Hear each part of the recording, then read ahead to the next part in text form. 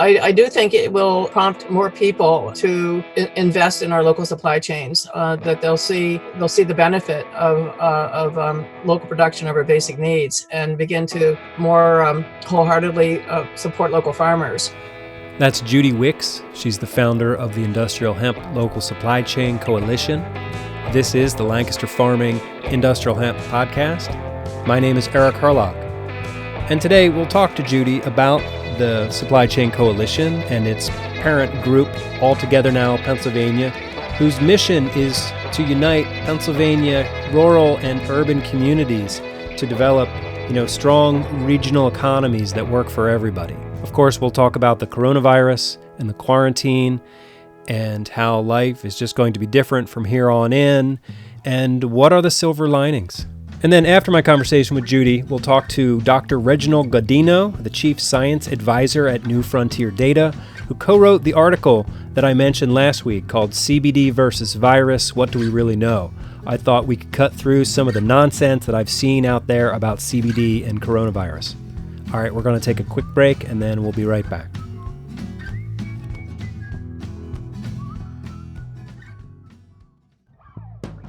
This episode is brought to you in part by King's Agri-Seeds, your source for premium forage, cover crop, and industrial hemp seed. Does your CBD hemp come with a replant policy? Auto CBD from King's Agri-Seeds and Phylos does. Guaranteed to establish or they'll replace your seeds. They stand behind their products and producers to give you greater confidence. Plant Auto CBD this spring. Terms and conditions apply. Give them a call at 717-687-6224 or visit kingsagriseeds.com/hemp.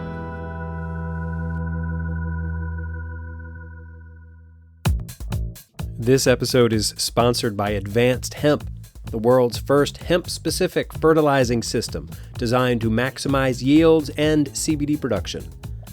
At Advanced Hemp, they have a team of 25 PhD plant scientists who have been researching the plant for over 20 years, and they really know their stuff.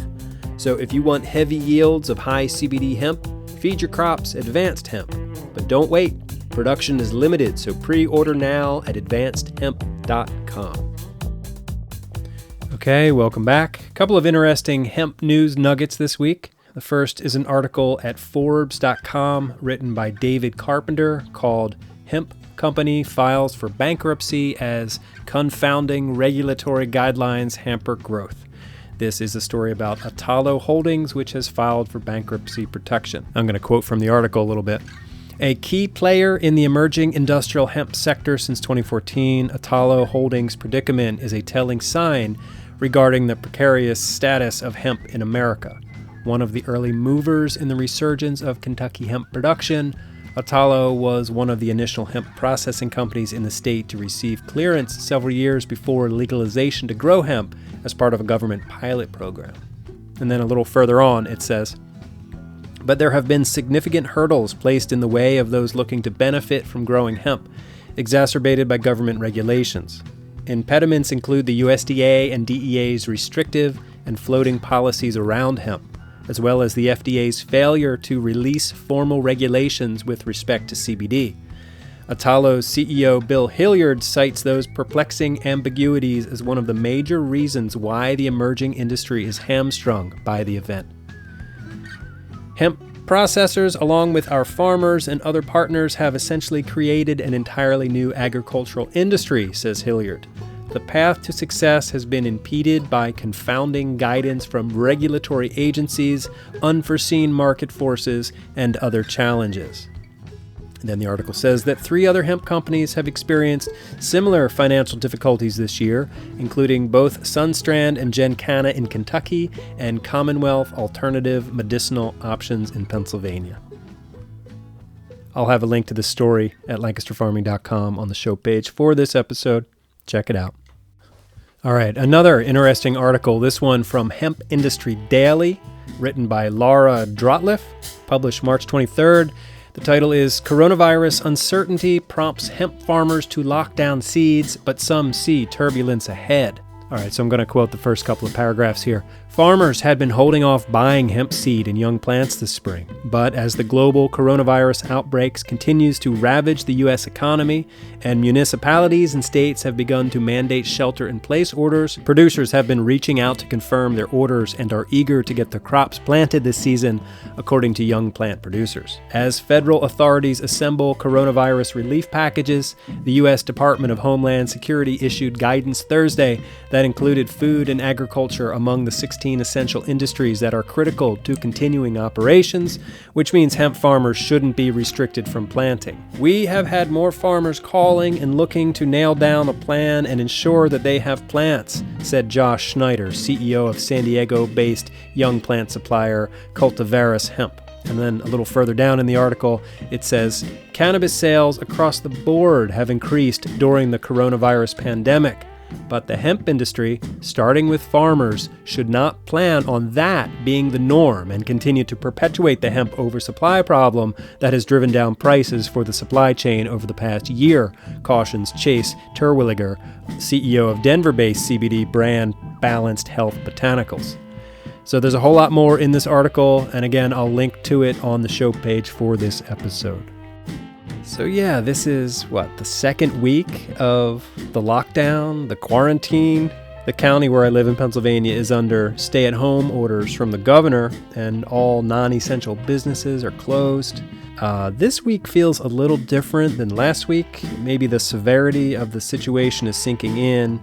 Just how much our lives have changed in such a short amount of time, how much uncertainty we have to live with day to day. And maybe we're all feeling a bit of grief for, the way things were just a few weeks ago. But you just have to continue living your life, right? Trying to keep some semblance of normalcy. And so that, for me, today means talking to people about hemp. So here we go. Judy Wicks, welcome back to the Lancaster Farming Podcast. How are you doing? I'm great, Eric. Thank you. Yeah, so you're in Philadelphia, I imagine, under the sort of the stay-at-home orders from the governor? Yes, I'm hunkered in here at my house. How is life under quarantine? Has your routine changed that much, or things stayed the same? It's changed in that I'm a party person, and so I'm used to going out quite often and going to restaurants and having a good time with friends. So that has changed, but I've adjusted, and I have food delivered to my house from a wonderful business called Philly Food Works that delivers farm fresh food to my door. Oh, that's great. So I'm doing well. Okay. So the first time we spoke, which I think was last June, you were just a few months into organizing the Industrial Hemp Local Supply Chain Coalition. Can you talk a little bit about how the first year has been? What priorities, goals, challenges, successes, that sort of thing? Yeah. Well, one thing I wanted to make clear with your listeners is that when I was last on your podcast, the name of my nonprofit was Proud Pennsylvania. And since that time, we've changed the name to Altogether Now Pennsylvania. Okay. And Proud Pennsylvania still exists as a political advocacy group. But the economic development work that we're doing is now under Altogether Now Pennsylvania. Okay. Yes, the Hemp Coalition was born about a year ago. We had our first meeting in March of 2019 in my house, and it's grown quite a bit over this year. We're really excited about what we've achieved in building a community, really, of along our hemp local supply chain. We have farmers, we have small businesses that make CBD or hempcrete. And we've had, I think, 6 or 7 meetings of our coalition. And people, we now have a way to sign up electronically. We're getting our technology together here. So we have an electronic application on our website at altogetherNowPA.org, and have about 75 to 80 registered members now that are in the Hemp Coalition. So there's a lot going on, including just the idea of meeting each other and doing business together and helping each other. So we want to model the values that we need right now in our society of partnership and cooperation and generosity, and be kind of the opposite of the green gold rush, which is driving a lot of people. And we're also intent on having this new economy, this new cannabis economy, both in hemp and medical marijuana and CBD and so on, plant medicines, be a new industry that benefits our farmers and our small businesses, and not outside corporations. So, how has the pandemic shutdown affected the work you're doing? Well, our biggest loss has been our conference that we were planning for April 17th and 18th in the Delaware Water Gap. Eric White from the Hempstead, located there in near Stroudsburg, is taking the lead on this project, and so he and others had put quite a bit of work into designing what was going to be a really exciting weekend for our coalition. And that's all been put on hold. I hope that we'll be able to do it next year. Mm-hmm. Because of the seasons for hemp farmers, it was important for us to hold this conference in the spring, because part of what we were doing was selling seeds and clones and so on, and educational programs, for farmers about what we've learned from the past harvest, and that could be used, going forward. So Eric White is working on some webcasts. So we will be engaging some of the speakers and making that information available electronically. We were very excited that our keynote speaker was to have been Ben Dobson, who is who operates Hudson Hemp in New York, and the steering committee of our hemp coalition spent a weekend there to see that operation, Hudson Hemp, and it was just fascinating time. They're doing so much there, not just in hemp, but in regenerative agriculture. And Ben is a remarkable expert on regenerative agriculture and on hemp, and he produces CBD there, and so we were able to look at his whole operation. And they also provided us a space to stay in the farmhouse there, our steering committee for the Hemp Coalition. So during the weekend, we had a couple sessions on designing our strategic plan. So that was very exciting for us to have that opportunity to do that. And then at our next Hemp Coalition meeting, we engaged the rest of our coalition in these ideas and to get their feedback. So I was talking to Eric White a few weeks ago, and he was also telling me about Ben Dobson and the work they're doing up there at Hudson Hemp. It sounds amazing. It is, yeah. They've got something like 5 years worth of data from the carbon being released from various points on their farm. I don't know. It sounded really amazing. So I should probably schedule a time to talk to Ben. Yes, that would be great. So getting back to the group in the local supply chain coalition, is it leaning one way or the other? CBD versus fiber crops, or what's the breakdown there? Well, actually, we recently decided to put CBD in our other coalition, which is our plant medicine coalition. And the plant medicine coalition includes medical marijuana, CBD, and traditional herbalists. They're growing all the other plant medicines. And the idea there is that we want to make people aware of the whole range of plant medicines, and the importance of learning how to use all of them. And to see that medical marijuana and CBD are plant medicines for those who are afraid. There's a stigma, of course, around marijuana, and it's unfortunate because they are very effective plant medicines. And so our thought is, how can we learn to use them, develop local supply chains, and take business away from the pharmaceutical companies, because there's a lot we can do in treating ourselves with plant medicines that are much safer than the addictive pharmaceuticals. So we wanted to, focus in on public education about plant medicines and develop that coalition separately from our industrial hemp coalition, which have different issues and different end uses and so on. So ultimately, our hemp coalition would like to see a textile industry reborn in Pennsylvania, where we actually are able to make our clothes from hemp, from locally grown hemp, so that we have a complete supply chain from the farmer to the textile mills and so on to our end users as clothing. And I was just thinking during this pandemic about how wouldn't it be great if we had that going now and we could make our own masks and gowns and that are needed by our hospitals, and we can make those locally. And if we had the industrial hemp textile supply chain working, we'll be able to do that at some point. So that's our dream, is more the use of textiles. One of our members is also working on using hemp for acoustical tiles, and we have several members who are using hempcrete, both as insulation and as a building material. So we're also very excited about that, and hope that will be a very popular a green building material before too long. And I think we're headed in that direction.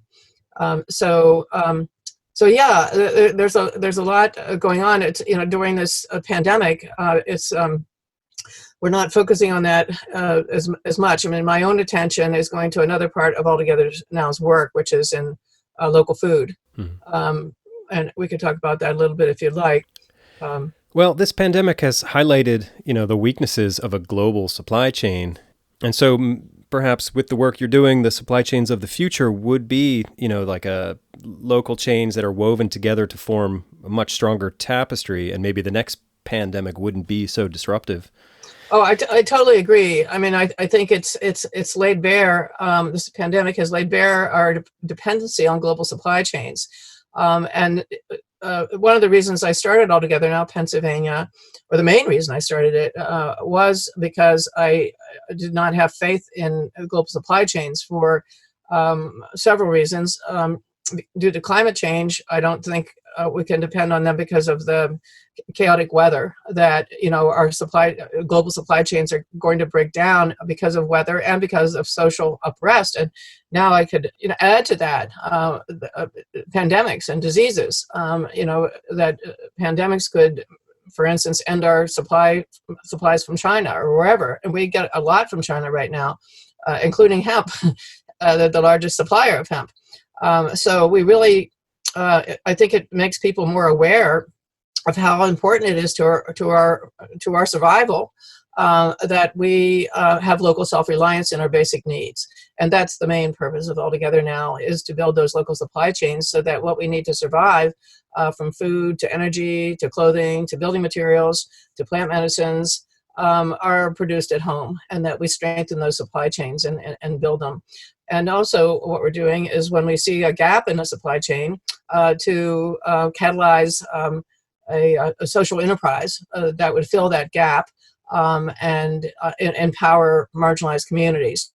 So one of the things we're looking at, and we were planning to have a community meeting on this in April, that's now been postponed. Perhaps we'll do it by Zoom, but is to build a cooperative processing facility for hemp.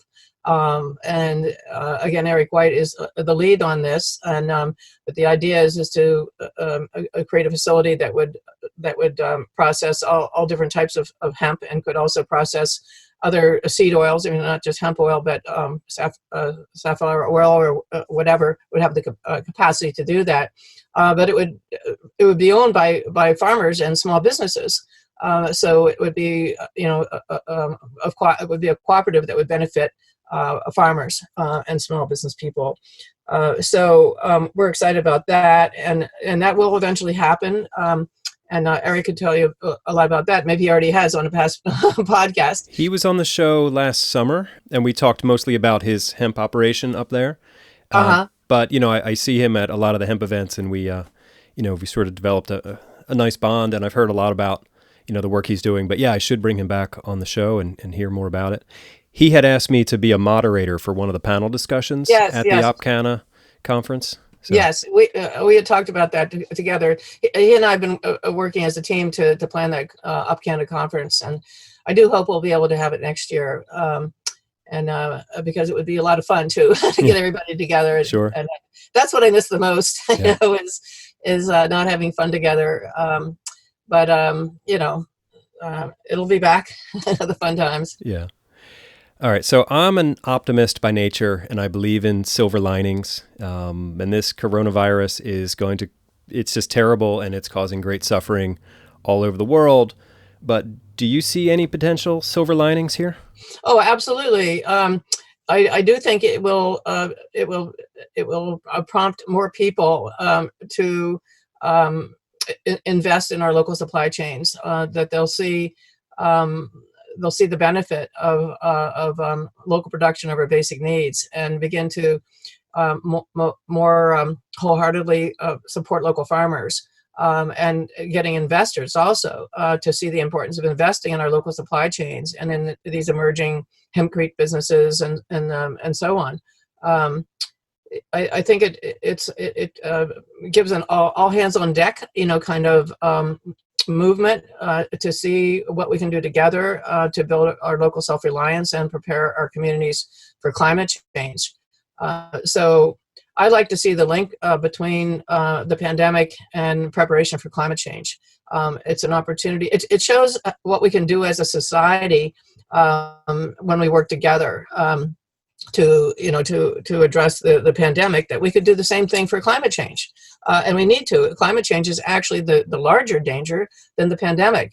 I was surprised to hear a fellow, it was a Texas politician the other day, talking about how he wanted to leave a beautiful country for his children and grandchildren, and therefore wanted to stop the move to isolate ourselves for the virus. We should get back to work and get our businesses going, because he wanted to help the economy for his grandchildren. Well, what is this guy thinking? If he's caring about his grandchildren, why isn't he doing something about climate change?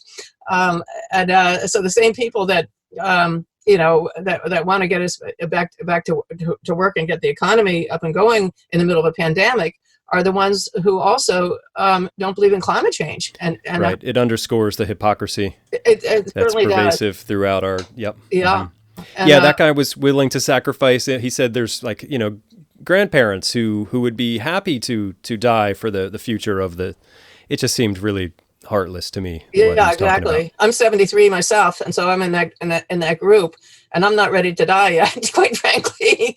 And although I am willing to sacrifice myself for others, and it's more about putting all my time and work into stopping climate change and preparing our community so that our descendants will survive. And I totally believe that the survival of future generations will depend on what we do today to build local economies, so that they will have local self-reliance. And it doesn't happen overnight, and we need to be working on that now so that our children and grandchildren will have the basic needs they need to survive close at home.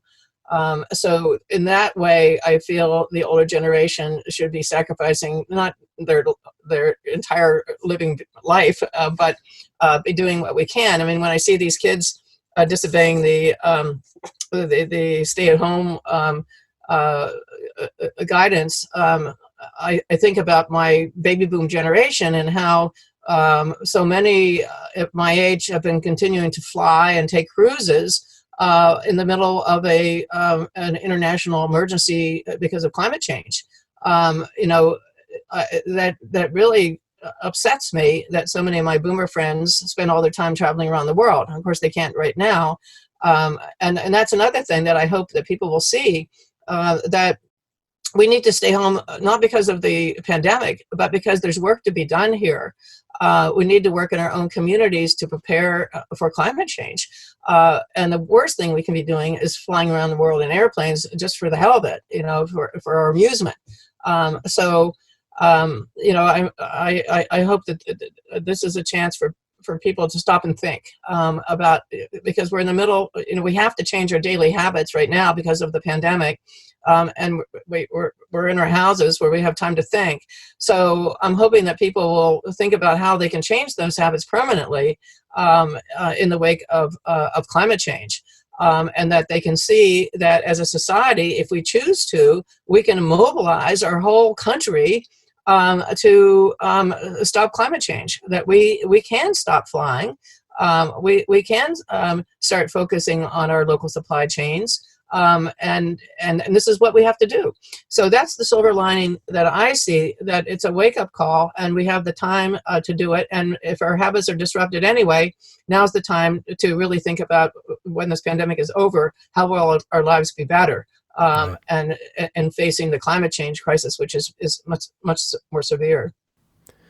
I'm curious to see the data, after a few weeks, a few months, what, I don't know, the carbon output, if it's decreased with everybody staying home, and just sort of what immediate effect the pandemic is having on that larger carbon picture. Exactly. I'm sure there's an effect. They say that the skies above China cleared when they closed the factories and transportation, and that in Venice, that the dolphins are back in the canals. And a friend of mine is watching the Chernobyl series that was on HBO. And she said, "Am I a masochist because I'm watching another catastrophe in the middle of a catastrophe?" But there's a happy ending to Chernobyl, and that Mother Earth has restored the land, and the mushrooms, and hemp was also used. Right, by the hemp way, is there. to remediate the soil, and the wildness has come back, and the animals have come back. Nature will heal itself if we stop destroying it. So yeah. When I think of Chernobyl, for some reason, my mind skips to that episode of Gilligan's Island where the crate of radioactive vegetables washed up. Do you remember that one? No. And that Gilligan had amazing eyesight, and maybe the skipper could hear good because of these radioactive vegetables. I don't know. I was raised on the reruns in the 80s, so sometimes all roads lead to Gilligan's Island. Maybe I've revealed too much, Judy. So, are you a gardener? I am not a gardener myself. I come from a family of gardeners. My mother was an avid gardener. My father and mother had a huge vegetable garden when I was growing up. And I was always too busy, running off to play softball, or building, forts up in the woods, to get engaged with weeding the garden. But I appreciate the gardeners. And my daughter is a professional gardener. Oh, really? Yeah. How does one do that? She's an urban gardener. I said she was because she did close her business recently for health reasons. But for 12 years, she grew a business called Graceful Gardens. Her name is Grace. And it was urban gardening. She did everything from $60,000 penthouse gardens, to window boxes on row houses, both edible and ornamental gardens. And so both of her grandmothers were gardeners, and my grandfather was a professional gardener in a nursery business in Florida, and so on. So it runs in my family. Okay. Thought I'd ask. So for the past few months at my local grocery store, there's been an amazing supply of broccoli rabe. How do you feel about broccoli rabe? At my house, we all love it except for my 8-year-old who wants nothing to do with it. I love broccoli rabe. I can see where some people wouldn't, because it does have that bitter taste. But I love it. I love arugula as another green that I think has a distinctive kind of bitter taste that I love. So how do you prepare broccoli rabe? Well, I just steam it. I'm not a very good cook either. I'm not neither a gardener nor a cook. I mean, I was in the restaurant business for so many years, 30 years. And that maybe that's why I wasn't a cook, because I eat in a restaurant every night. But you have other people doing the cooking. Okay. Exactly. But to tell you the truth, since I got out of the restaurant business 10 years ago, I have developed, I needed to learn to cook. And I couldn't go out to eat it in a different restaurant every night. So anyway, I have been cooking, and now I have a food delivered to my door that's full of local produce, and I can get broccoli rabe that way, and I can get my arugula, and many other vegetables. Okay, thought I'd ask. I blanch it for like 5 minutes, Uh-huh. and then I saute it in olive oil and garlic until it's like this mushy paste, but it's so delicious. You know, Oh, lots that of sounds salt, great. lots of olive oil. Oh, I'll try. I So, love nothing I like better than olive oil and garlic and salt. yeah. All right. Is there anything else we should talk about hemp-wise or pandemic-wise or Judy Wicks-wise? Well, one thing that I also a silver lining I hope that will come from the pandemic is to build our values around community, around cooperation, around empathy, around sharing. In this capitalistic economy, we are so driven by money that we value things by money, and we make decisions every day based on money.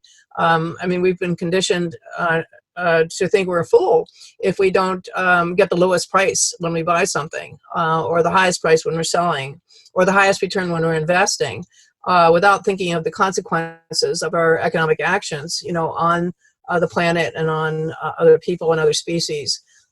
So during this time, I think that our goodwill, our natural goodwill, is coming up, and that you see examples of people helping others, on a regular basis now during this emergency.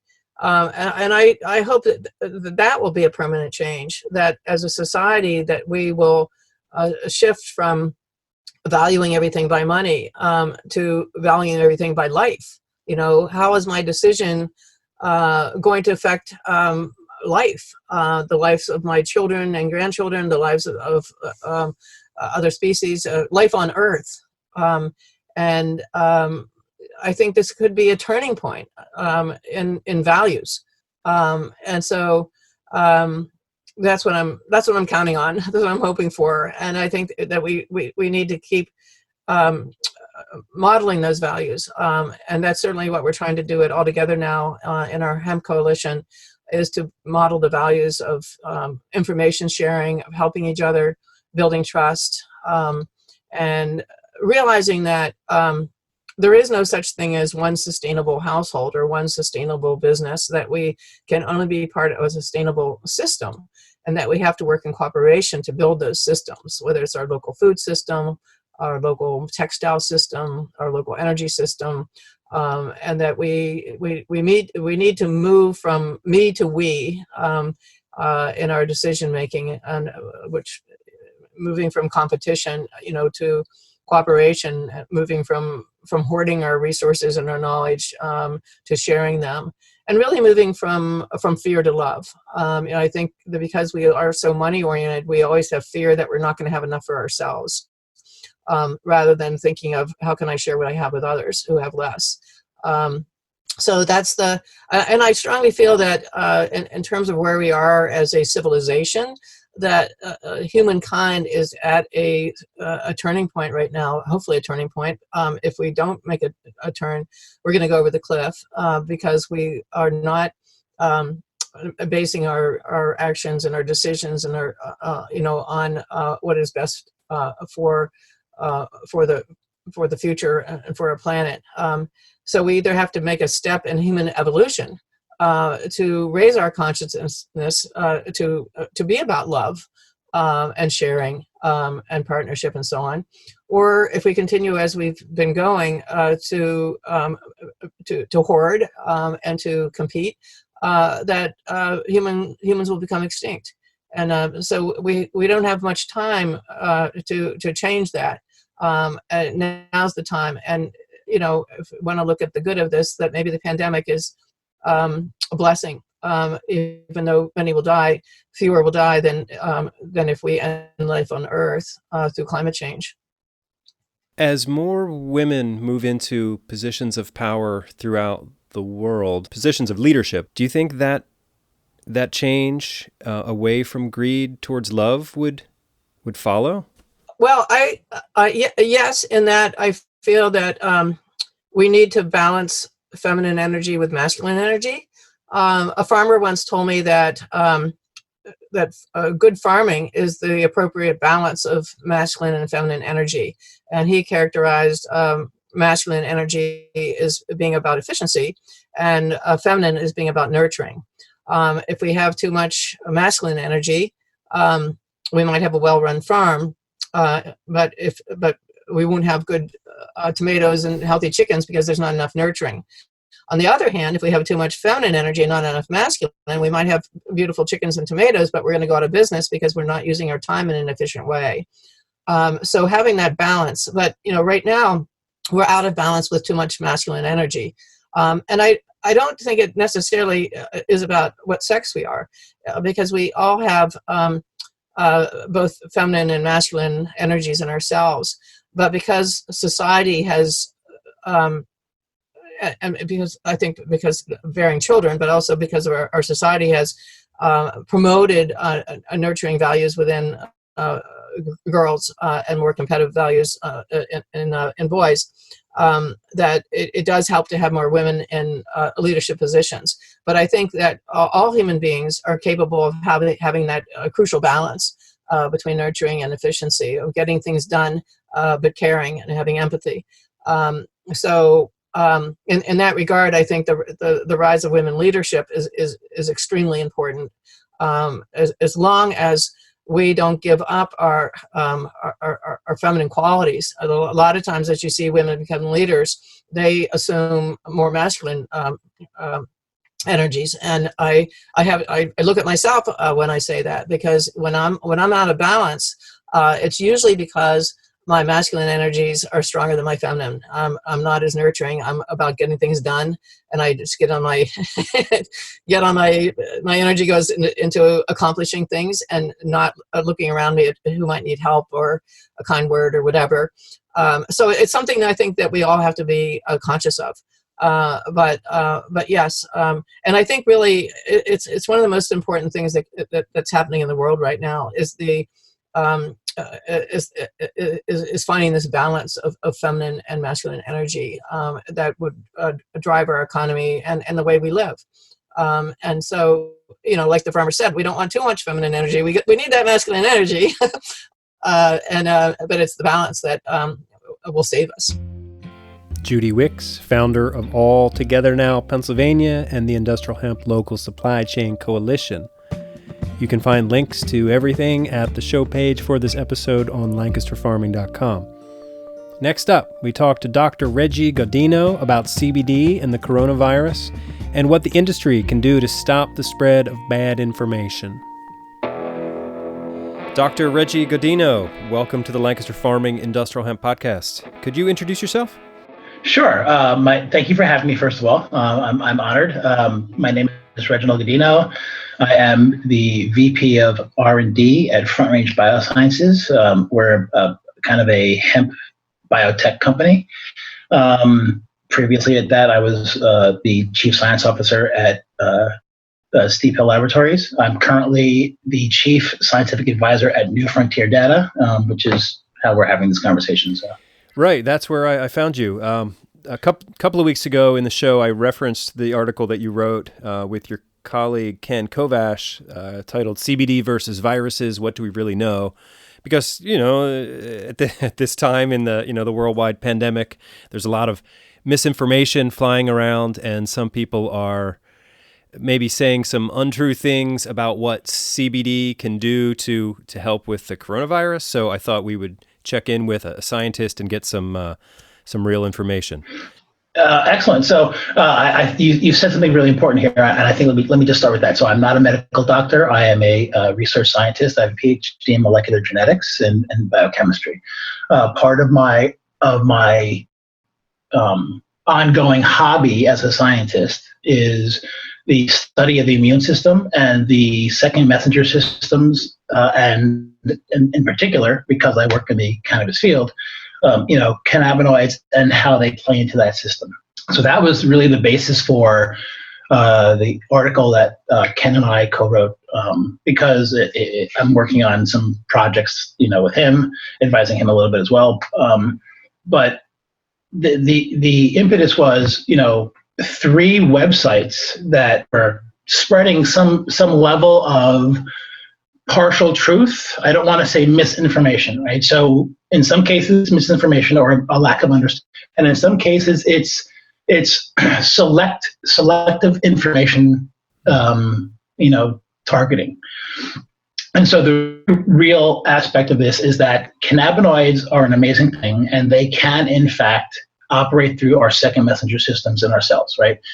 And as a brief background, our second messenger systems are the systems that kind of do the actual heavy lifting in the cell. Like when something happens in the cell, it's usually not because there's one thing that goes and does it. It's usually something triggers a set of secondary messengers that then trigger their own secondary messengers, and then it's called the cascade system. And so a single low-level trigger can actually elicit a whole response in the cell and in the organism, right?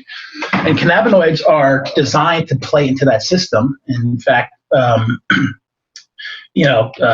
made a kind of a geeky science reference joke to Tolkien, because the endocannabinoid system in humans is like the one ring to rule them all, right? So what it does is it actually modulates and or interacts with all the other second messenger systems. And so that's kind of where the danger is with this targeted information. Because yes, cannabinoids do trigger very important things, right? But at the same time, because they're designed to operate in many different systems, you're very careful about how you use them to elicit a response, right? So, and the example of CBD, right? CBD is great for inflammation. So, and it just so happens that there are some viruses that use inflammation to elicit a response, or rather to ease their mode of transmission, right? So in those cases, CBD would absolutely be helpful, right? But so targeted information release says, oh, CBD is great for viruses. Well, no, it's not great for all viruses. In fact, if you give it to a person suffering from a virus that is not causing systemic inflammation, you may actually be making it harder for that person to fight the virus, because in another sense, and this is why we use CBD and for host graft rejection suppression, right?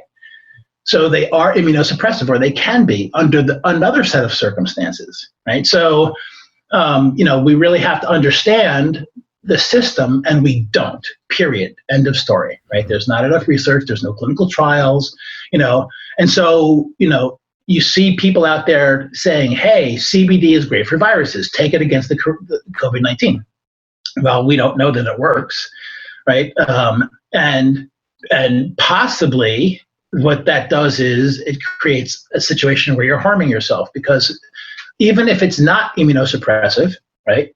If it's not helping and you're relying on that, then you're not getting other medical treatment that you really need, right? So it creates a number of problems, right? And believe me, I would love, that's what I do, right? So I would love to be able to say that cannabinoids are the cure for everything, but they're not, right? So, and as a scientist, and as and existing kind of on the fringe of the medical community, right? I do a lot of my work is really focused, right? Or a lot of the advising that I did or do medically focused, and my focus at Steve Labs when I was there was to foster that interaction. We did papers with UC Davis Medical Center and CU Boulder. And so, I really do want to be the guy saying, yes, this is the thing, carry the torch, right? But as a scientist. And I think everybody needs to take that into account, right?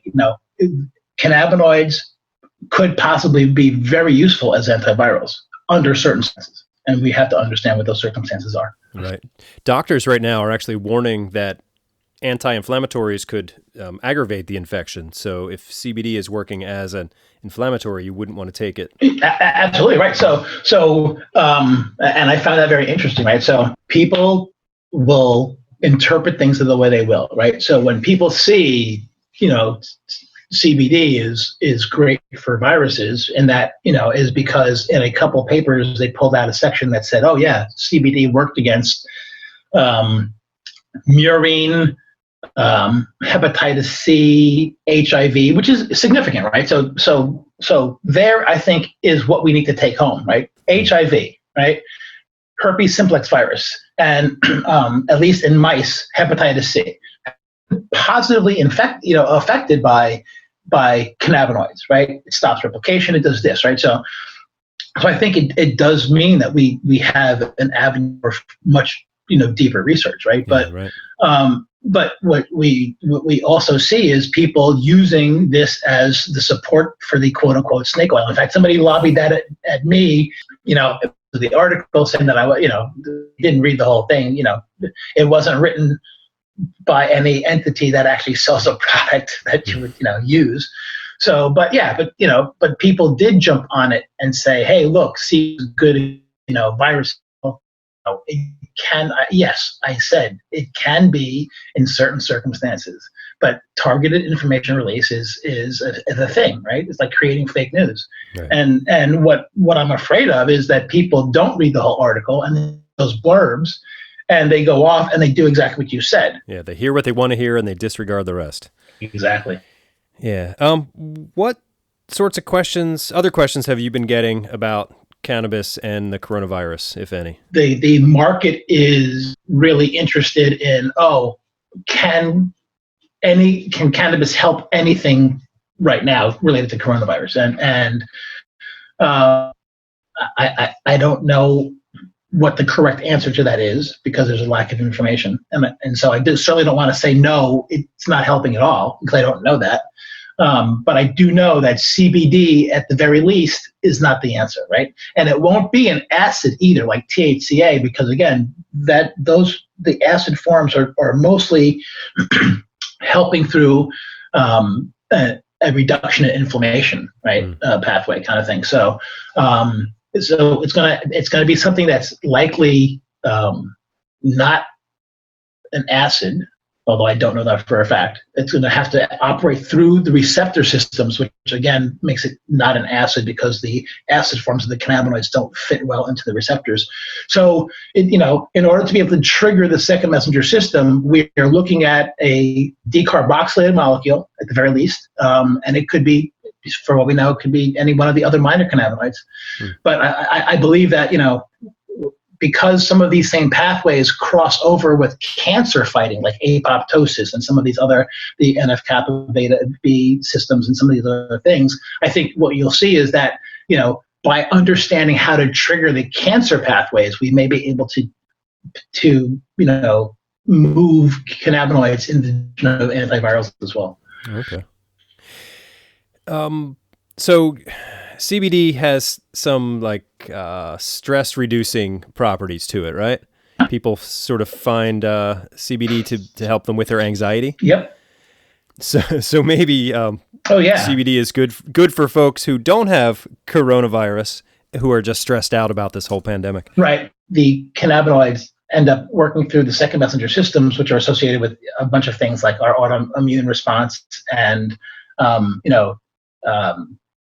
mental, our mental focus ability, right? So people have less anxiety, they're calmer when they consume some CBD. So the fact that stress is like the silent killer. If you can stay stress-free or reduce your stress levels, that means that your autoimmune system or your immune system and your cellular processes will be working more efficiently, right? So if you're not stressed, your body will be healthier. And if you're healthier, you'll be able to fight off the disease better than if you were not healthy, stressed out. Absolutely. All right, there you go. What should people in the industry be doing to provide good information to their consumers? I think be transparent, right? Like, this is not the time to say, hey, yeah, consume CBD. It's the cure-all, right? So we don't know that. And I think that's doing people a disservice, especially given what you said and what's been in the media. Stay away from anti-inflammatories, right? So I think, at the very least, they should be honest and transparent and say, hey, we don't know how this is going to affect COVID-19. But, towards your overall health and wellness, it may be a benefit. I think that's the honest answer. Dr. Reggie Gaudino, Chief Science Advisor for New Frontier Data. You can find all the links to all the things on the show page for this episode at lancasterfarming.com. Just click on the podcast tab in the menu. All right, so that does it for me. I'm going to wrap things up here. I'll go wash my hands and then probably make some food. All right, thank you all for listening. Please drop me a line if you have ideas or you want to talk about something. We all have a lot more time now, right? Now that we're all locked in our homes. So how are you doing with the quarantine? How are you doing with your hemp seed ordering? Drop me a line. Let me know. I want to hear about it. I want to get back to talking to farmers who are doing work in the field. Give me a call, 717-721-4462. Or you can email me, podcast@lancasterfarming.com. My name is Eric Herlock. I am the digital editor at Lancaster Farming newspaper. And again, thank you for listening to today's show. And you can follow us on Instagram at lfhemp.com. What am I forgetting? I don't know. I hope you're doing all right. Until next time, I'll see you in the newspaper.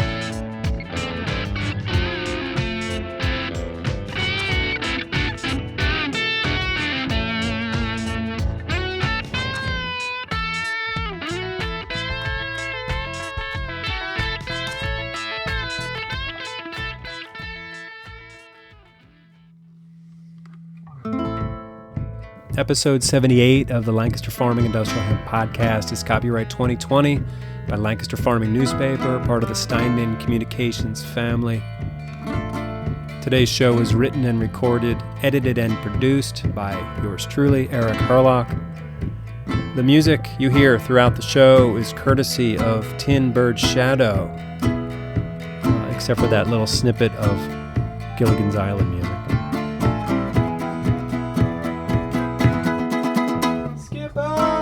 Professor, there's industrial hemp in the lagoon. Industrial hemp.